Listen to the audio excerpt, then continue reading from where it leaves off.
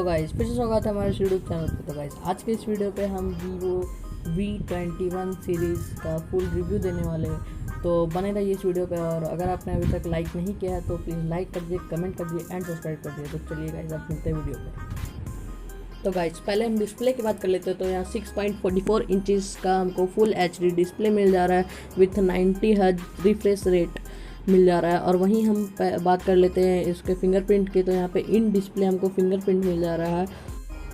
तो गाइस फिर हम बात कर लेते हैं कैमरा की। तो यहाँ पे हम सेल्फी कैमरा में स्पॉटलाइट देखने को मिल जाता है।